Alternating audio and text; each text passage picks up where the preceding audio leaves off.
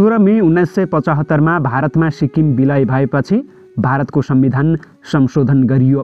भारतीय संविधानको 35औं संशोधन मार्फत सिक्किमलाई भारत अन्तर्गत गाभियो।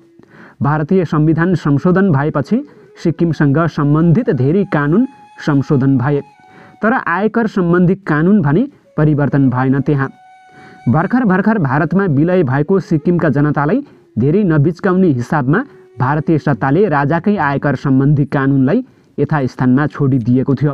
सिक्किमका तत्कालीन राजा चोग्यालको शासनकालमै जारी भएको सिक्किम आयकर म्यानुअल 1948 ले नै निरन्तरता पाएको थियो। त्यति बेला भारतमा सिक्किम विलय भएको करिब 15 वर्षसम्म पनि सिक्किमका राजाले बनाएकै आयकर सम्बन्धी कानुन नै सिक्किममा लागू भएको थियो। 1 अप्रिल 1990 देखि भने भारतको सङ्घीय सदनले बनाएको आयकर सम्बन्धी कानुन सिक्किममा लागू भयो।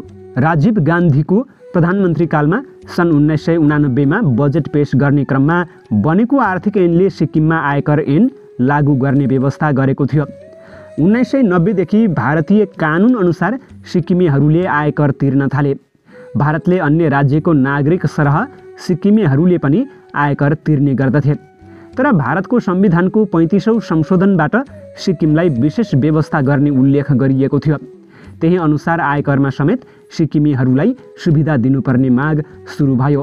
पवन चामलिङ सिक्किमको मुख्यमन्त्री भएको बेला आयकर छुट दिन केन्द्र सरकारसँग छलफल सुरु भयो।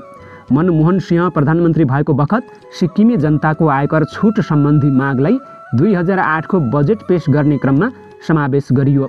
आर्थिक ऐन 2008 ल्याउँदा आयकर ऐन 1961 को दफा 10 को उपदफा 20 को ए संशोधन गर्दै सिक्किमे जनतालाई आयकर छुटको व्यवस्था गरिएको थियो। आयकरको छुट दिए पनि 2 अवस्थामा भने आयकर छुटको सुविधा दिएको थिएन।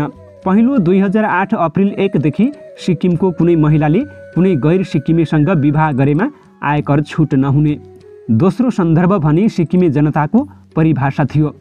आयकर छुट दिने कानुनमा सिक्किमको परिभाषा भने उल्लेख गरिएको थियो, जसलाई 3 वटा बुँदामा आयकर ऐनमा उल्लेख गरिएको छ। ऐनमा परिभाषित सिक्किम भनेर मूलत 1975 भन्दा अघि सिक्किमको नागरिकता लिएको नागरिकलाई मात्र सिक्किमे भनेर अर्थाइएको छ, जसमा सिक्किमका प्रमुख 3 समुदाय त्यसभित्र पर्दथे: नेपाली भाषी समुदाय, लेप्चा समुदाय र भुटिया समुदाय। यी बाहेक सिक्किमे नागरिकता नभएका भारतीयहरूको उपस्थिति पनि सिक्किममा थियो। व्यापारका क्रममा आएका मारवाडी र बिहारी मूलका तत्कालीन भारतीयहरू, जसलाई ओल्ड सेटलर पनि भनिन्छ, उनीहरू पनि सिक्किममै बसोबास गर्थे। तर आयकर कानुनले नेपाली, भुटिया र लेप्चा समुदायको मात्रै सिक्किम सब्जेक्ट अन्तर्गत सुविधा पाउँदा उनीहरू असन्तुष्ट थिए। भारतमा सिक्किमको विलय हुनुभन्दा अघि सिक्किममा रहेका तत्कालीन भारतीय नागरिकहरूलाई आयकरको प्रयोजनमा सिक्किम नागरिकको परिभाषाभित्र राखिएको थिएन। त्यसैले संविधानमा भने सिक्किमका नागरिकहरू मात्र नभएर समग्र सिक्किममा बसोबास गर्ने भारतीयहरूलाई पनि सिक्किम सब्जेक्ट अनुसार आयकर छुटको सुविधा हुनुपर्ने माग उनीहरूले गर्दै आएका थिए। केन्द्र सरकारलाई बाँकी सिक्किमेहरू जस्तै आफूहरूलाई पनि आयकरमा छुट दिनुपर्ने माग गर्दै ओल्ड सेटलर अफ सिक्किम नामक संस्था खोलेर आन्दोलन समेत गर्दै आएका थिए। सिक्किम सन् 1960 को दशक ताक अलग देश थियो। त्यो समयदेखि नै व्यापार व्यवसाय गर्दै आएका मारवाडी र बिहारी समुदायले पनि नेपाली भाषी, लेप्चा र भुटिया सरह नै राजनीतिक अधिकारसहित आयकर छुट पाउनुपर्ने दाबी गर्दै आएका छन्। विदेशी बनेर सिक्किममा बस्दै आएका भारतीयहरू भारतमा सिक्किम विलय भएपछि राजनीतिक रूपमा समेत आफ्नै देशमा बसेको मानिए। त्यही अनुसार भारतको संविधानले पनि उनीहरूलाई रिकग्नाइज गर्यो। तर आयकर सम्बन्धी कानुनमा भिन्न व्यवहार गरेपछि ओल्ड सेटलरहरू आन्दोलित थिए। लामो समयदेखि सिक्किममा बसे पनि आफूहरूलाई आयकर कानुनमा सिक्किम परिभाषामा नराखेकोमा राज्यसँगै केन्द्र सरकारसँग असन्तुष्ट थिए। राजनीतिक र आर्थिक रूपमा बहिष्कारमा परेपछि the association of old settler of Sikkim नामबाट उनीहरू सङ्गठित भए। तत्कालीन मुख्यमन्त्री पवन चामलिङलाई पटक पटक आयकरमा आफूहरूलाई विभेद भएको गुनासो उनीहरूले गरेका थिए। तर राजनीतिक रूपमा त्यो समस्या समाधान हुने छाँट देखिएको थिएन। त्यसपछि उनीहरू कानुनी समाधानमा लागे।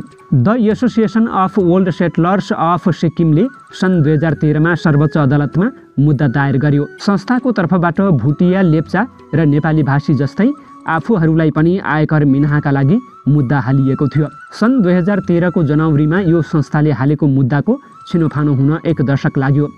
गत जनवरी 13 मा भारतीय सर्वोच्च अदालतले ओल्ड सेटलरलाई समेत आयकर छुटको व्यवस्था हुने गरी आयकर ऐन 1961 को केही प्रावधानहरूलाई निलम्बन गर्यो।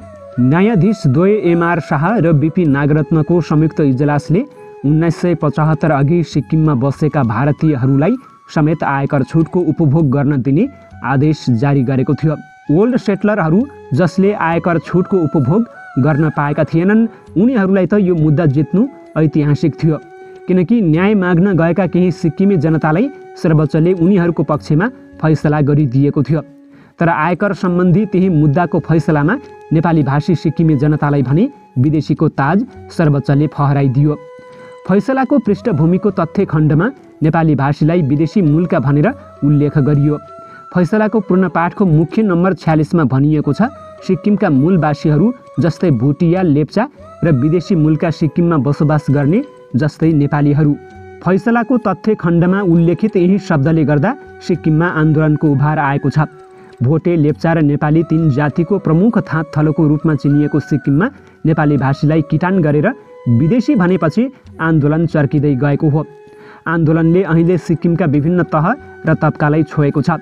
सबै दलहरू यो मुद्दामा एक ठाउँमा उभिएका छन्। सिक्किमसँगै दिल्लीमा रहेका सिक्किमे विद्यार्थीहरूले फैसला विरुद्ध आन्दोलन गर्ने चेतावनी दिएका छन्। सिक्किम विद्यार्थी एसोसिएसन दिल्ली लगायत संस्थाले सर्वोच्चको फैसला विरुद्ध वक्तव्य जारी गर्दै यही रवैया कायम रहे ठूलो मूल्य चुकाउनु पर्ने चेतावनी दिएका हुन्।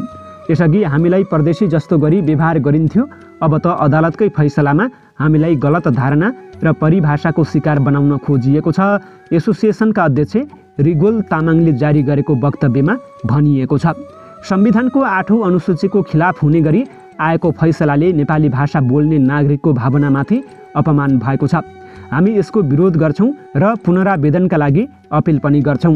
यता सिक्किमका सडकहरूमा समेत व्यापक आन्दोलन छ। अहिले जब राजा छोग्यालले हामीलाई विदेशीको दर्जा दिएनन् भने तिमी को हौ र विदेशी भन्छौ भन्ने प्ले कार्ड लिएर सडकमा नेपाली भाषीहरू उत्रिएका छन्। सिक्किममा मात्र होइन, नेपाली भाषीलाई विदेशी मूलको भनेपछि सिक्किमबाट सुरु भएको आन्दोलन अहिले पूर्व उत्तर भारतमा सल्किँदै गएको छ। सिक्किममा नेपाली भाषीहरू आन्दोलित हुँदा छिमेकी राज्य पश्चिम बङ्गालको दार्जिलिङबाट समेत साथ जुटेको छ। नेपाली भाषाको आन्दोलनमा दार्जिलिङ केन्द्रित राजनीति गरिरहेका नेपाली भाषी जनप्रतिनिधिहरूले पनि सिक्किमको आन्दोलनमा साथ दिएका हुन्। गत शनिबार भारतीय गोर्खाली समुदायको छाता सङ्गठन भारतीय गोर्खा परिसङ्घले सर्वोच्च अदालतको फैसलाको विरोध गर्दै दार्जिलिङमा समेत नाराबाजी गरेको थियो। नेपाली भाषीहरूलाई विदेशीको संज्ञा दिएपछि आन्दोलनले राजनैतिक रूपमा समेत सिक्किमलाई तताएको छ। आन्दोलनपछि सिक्किमका सबै राजनैतिक दलहरू सडकमा ओर्लिएका छन् भने सत्तारूढ एसकेएम पार्टी समेत आन्दोलनको संयुक्त मोर्चामा रहेको छ। सर्वोच्च अदालतको आदेशले नेपाली भाषीहरूको मन कुडिएको छ, सिक्किमी जनताको मन कुडिएको छ।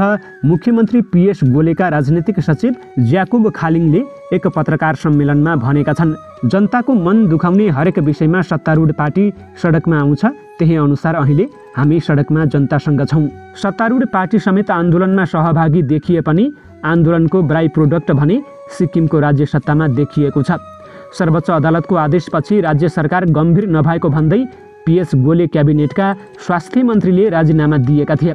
सर्वोच्च अदालतको टिप्पणीप्रति राज्य सरकार गम्भीर नभएको भन्दै सिक्किमका स्वास्थ्य मन्त्री डाक्टर मणिकुमार शर्माले गत शुक्रबार पदबाट राजीनामा दिएका हुन्। आन्दोलन चर्किएसँगै सिक्किमका एडभोकेट जनरल सुदेश जोशीले समेत राजीनामा दिएका छन्। राजीनामासँगै आन्दोलन बढ्दै गएपछि अहिले सरकारले राज्य विधानसभाको विशेष बैठक बोलाउनेदेखि सर्वोच्च अदालतको आदेशमा संशोधन गर्न रिट दायर गर्ने काम सुरु गरेको छ।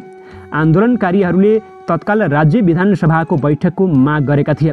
मुख्यमन्त्री पीएस गोलेका राजनीतिक सचिव ज्याकुब खालिङकाले एक पत्रकार सम्मेलनमा भनेका छन्, हामीले सर्वोच्च अदालतको आदेशको केही विषय विरुद्ध याचिका दर्ता गरेका छौँ। अब यसलाई हामी कानुनी आधारमै सेटल गर्न चाहन्छौँ। राज्य सरकार यसमा तयार रहेको छ र गम्भीर रहेको छ।